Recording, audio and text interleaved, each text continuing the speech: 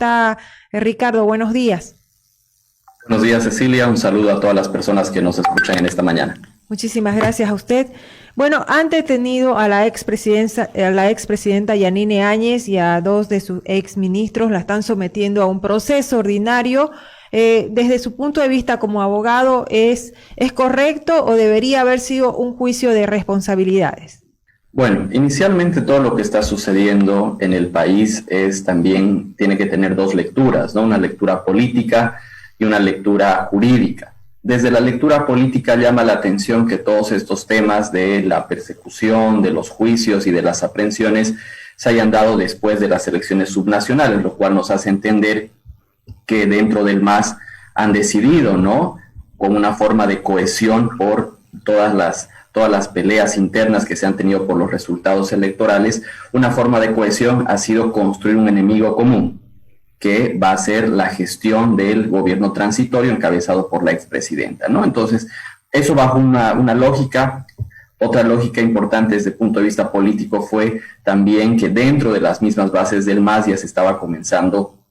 a solicitar el cambio del ministro de gobierno, y el ministro de gobierno, por también defender lo que ha conseguido, su fuente de trabajo, ha decidido, ¿no?, encabezar esta serie de aprehensiones. Desde el punto de vista jurídico es muy importante que, no solamente hablando de expresidentes, sino de cualquier persona, la libertad es uno de los derechos más importantes dentro del sistema democrático, ¿no?, tomando en cuenta que la libertad son los primeros derechos que se van a vulnerar en sistemas autoritarios. En ese sentido, decíamos que llámese Yanine Áñez, llámese Juan Pérez, es muy importante que cuando se va a privar de la libertad a una persona, primero se lo haga en los márgenes y en las reglas del derecho al debido proceso, del acceso a la justicia y de la presunción de inocencia. Y además se tiene que velar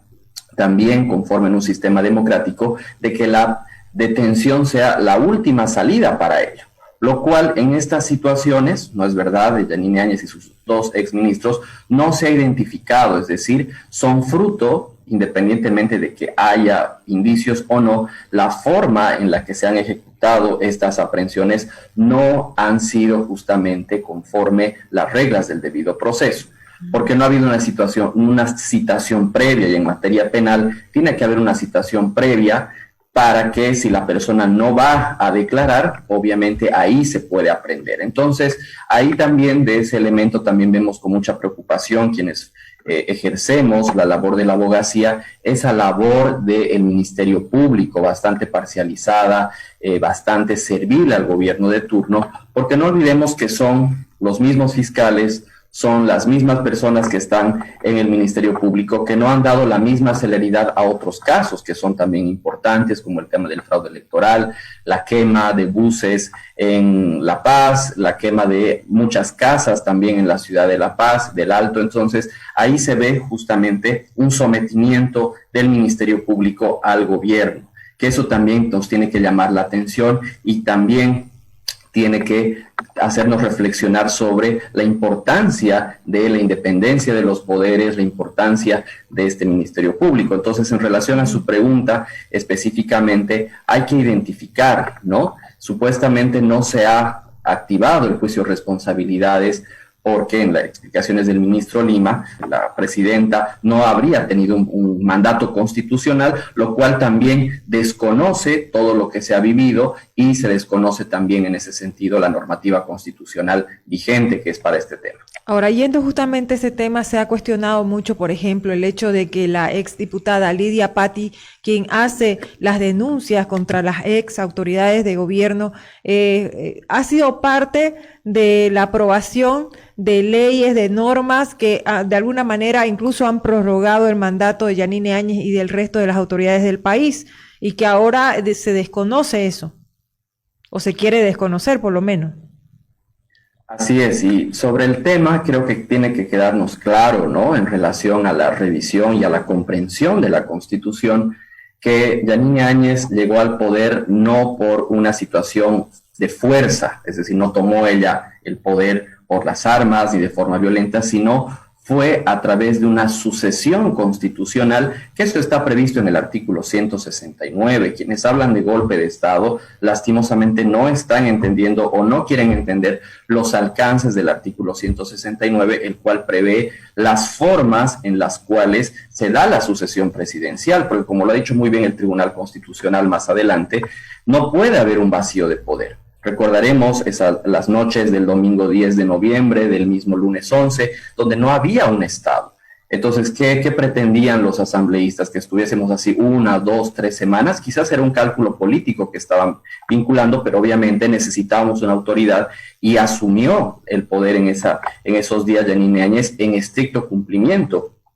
del tema del 169. Y esto se confirma de una mayor manera porque cuando se elabora lo que usted decía, la ley excepcional de prórroga de mandato, en el artículo 1 claramente, quienes pueden revisarlo, establece, ¿no? Se amplía el mandato constitucional de la presidenta, dice, ¿no? ¿Qué quiere decir? Que la presidenta estaba ejerciendo un mandato constitucional. Entonces, si hubiera habido un golpe de Estado, obviamente sería incoherente hablar de un mandato constitucional, sería un mandato de facto, un mandato inconstitucional. Y si podríamos trabajar la figura de que Yanine Áñez estaba vulnerando y obligando a todos los asambleístas a aprobar esa norma, no olvidemos que esa norma también fue sometida al control de constitucionalidad el año pasado y la Declaración Constitucional 001, quebrado 2020, constitucionaliza, declara constitucional esa norma. Entonces vea que jurídicamente también esta estructura, esta argumentación del golpe de Estado se va cayendo, y considero que también este caso se va a ir cayendo poco a poco, porque también luego de que los abogados comiencen a finalizar la vía penal, también tienen que comenzar a activar la vía constitucional, y también este tema podría ir tranquilamente a instancias internacionales. Hablando de instancias internacionales, también la OEA ha pedido la liberación de Áñez, los exministros también, pero porque en Bolivia no existe un sistema que garantice un juicio justo. Esto, más allá del caso de Yanine Áñez, es preocupante el concepto que se tiene sobre el sistema de justicia en Bolivia, que no garantiza un juicio justo. Sí, lastimosamente tenemos esa imagen internacional por justamente estos antecedentes, ¿no? Por el tema, principalmente creo que a nivel internacional se tiene esa imagen por la sentencia 0084-2017, que no olvidemos, ¿no?, que estos ex magistrados que llamativamente el Ministerio Público tampoco ha actuado en contra de ellos, ni tampoco la Asamblea como esas ex autoridades, han desconocido el referendo del año 2016, del 21 de febrero, ¿no? Entonces, toda esta génesis de desinstitucionalización, de problemas, parte sobre una decisión muy importante. Es decir, la génesis de todo este problema que tenemos ya hace muchos años es la decisión del señor Evo Morales de no respetar un referendo. Y a partir de eso se ha construido jurídicamente y también políticamente una serie de acciones y de actividades que han ido desinstitucionalizando nuestro país. Entonces creo que es muy importante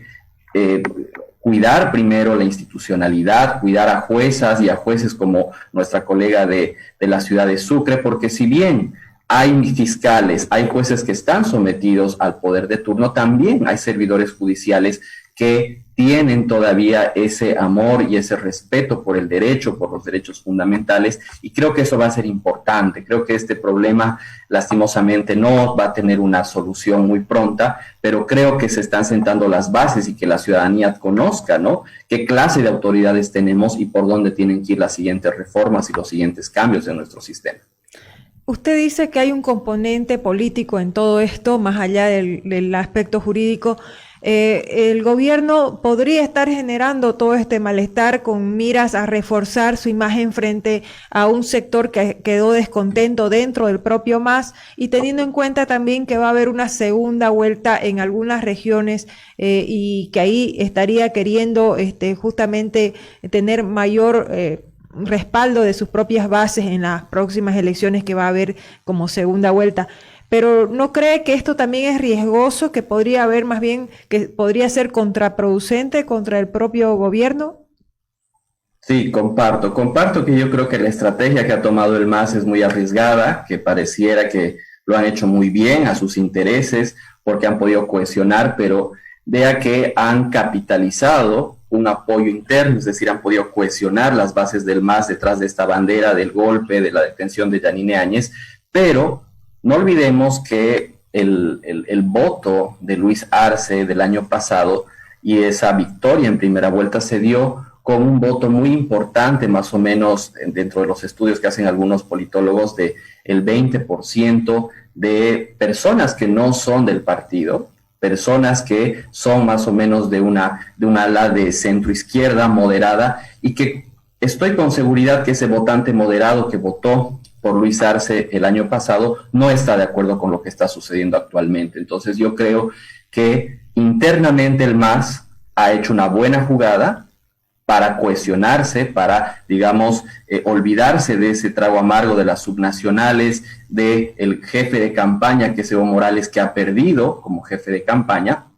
pero lo que ha hipotecado, lo que está hipotecando es la propia gestión del señor Luis Arce, ¿no? Yo creo que con el silencio que mantiene el presidente, con la inacción que también estamos viendo de parte de sus colaboradores, exceptuando al ministro de Gobierno y al ministro de Justicia, yo creo que existe un desgaste muy importante, que vea que no vamos ni medio año y ya se ha desgastado mucho la gestión del señor Luis Arce en justamente esa idea de proteger al líder, a Evo Morales. Entonces yo creo que también esto denota una ruptura muy fuerte en el MAS, que no solamente se ha visto con el caso de Bacopa, el caso también del gobernador que ganó que ganó la elección en Chuquisaca, sino que hay diferentes alas, y que creo que por salvar el partido están hipotecando una gestión de gobierno, lo cual es peligroso también en un sistema democrático. Muchísimas gracias a Ricardo Sotillo, abogado constitucionalista, por la entrevista. Muchas gracias. A ustedes, Cecilia, un saludo y que estemos muy bien.